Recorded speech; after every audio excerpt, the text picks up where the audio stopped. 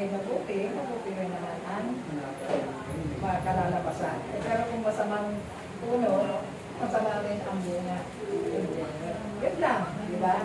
Kaya, tinuturuan lang tayo ng Panginoon na gumawa ng mabuti. Kaya tayo nandito. Amen? So, wala ko po yung ating Mary. Tayo muna mag-sabi na.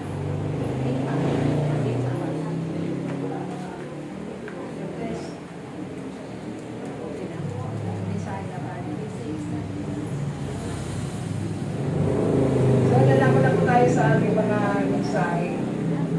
Sa panalangin papuri, kaninang goning, interpretasyon, bilang test, kami. Sandali dito po.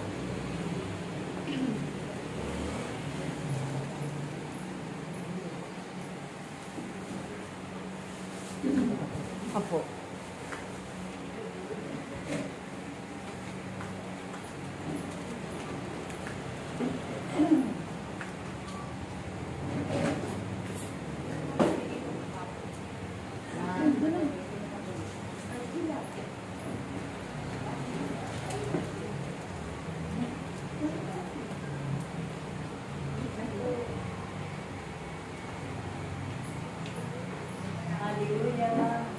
Sumayin niyong kapayapaan.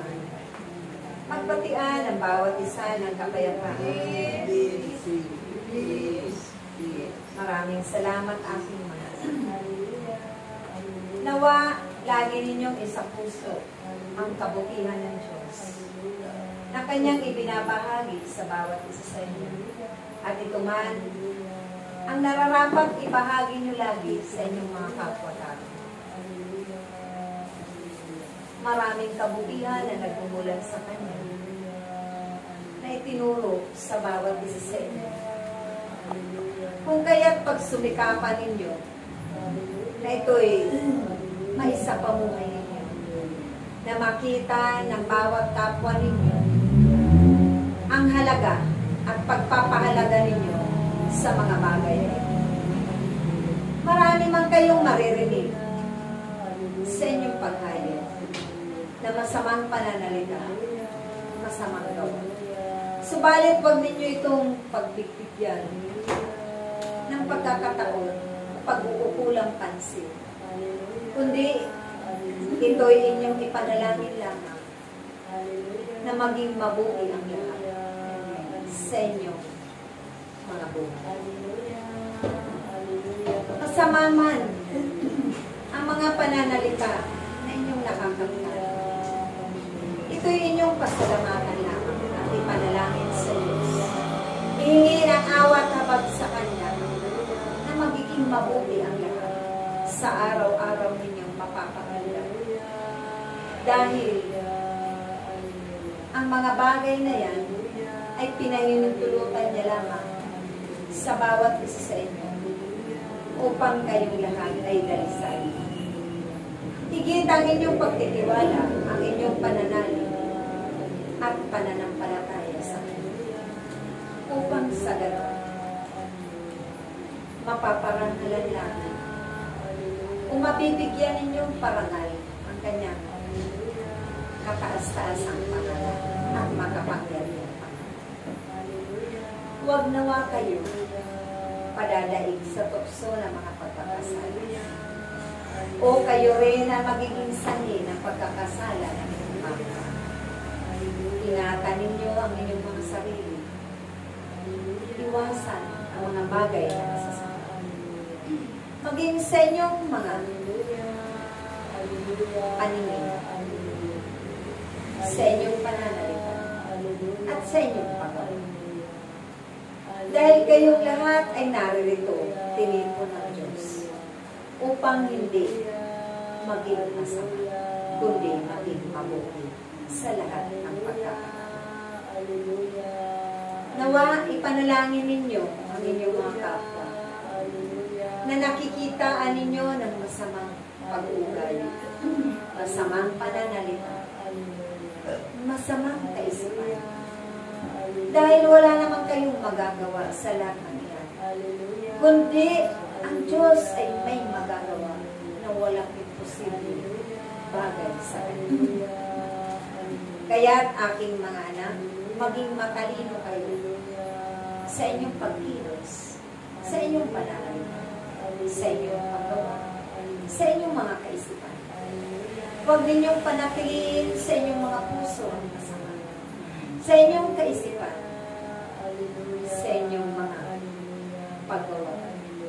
Dahil ito ang gagapi sa inyong mga pananampalataya. Yan ay pakatatandaan ninyo lagi, aking mga anak. Magkaisa kayo sa pananalangin. Magkaisa kayo sa inyong mga hangaran, sa inyong lalipin, sa inyong buhay pamilya. Dahil nariyan lamang lagi ang tukso ng masama. Malilin lang kayo kahit sa inyong mga anak. Halilin lang kayo kahit sa inyong mga kaisipan. Laging nariyan ang masamang espiritu na madadaya kayo kahit sa inyong anak. Kahit sa inyong pagtunawa. Kung kaya, kapag napapansin ninyo na iba na ang inyong mga naiisip, iba na ang tingin ninyo sa kapwa ninyo, kahit sa mga kapatid ninyo, manalangin kayo at itaboy, itapon sa dagat-dagat ng amoy ang lahat ng yan na masasama. Ito lamang ang inyong mga panlaban na maging matatag ang inyong pananampalataya. Malao na kayo na tinuturuan ng Diyos na makapangyarihan. Kung kaya punawain niyo lagi ang aming mga kapahiyagan, pakinggan at pag-aralan, pagnilayan. Dahil hindi ganong kadali maglingkod sa Diyos. Hindi ganong kadali sumunod sa Diyos. Sa kanyang mga ipinabuhay. Hindi ganong kadali aking kung kaya't magmula sa mga panahon ito, maging matalino ang bawat isa. Dahil nariyan kami, ang aming paggabay, ang aming Panginoon. Iyan ay pangako ng Diyos. Kaya't panghawakan ninyo lagi, aking mga anak, ang pangako niya. Dahil kailanman ay hindi napapako. Kaya, aking mga anak, mag-aral kayo sa salita ng Diyos. Mag-aral kayo. Nasayin ninyo lagi ang inyong mga trabaho. Maging handa kayo sa lahat ng pagkakataon. Dahil ang Diablo ay tunay na naghimagsik sa mga pamilya. Ayaw niya na hindi niya kayo magiging kakapatid. Ayaw niya na hindi niya kayo magiging kaisa. Kung kaya, batid na ninyo kung Panginoon.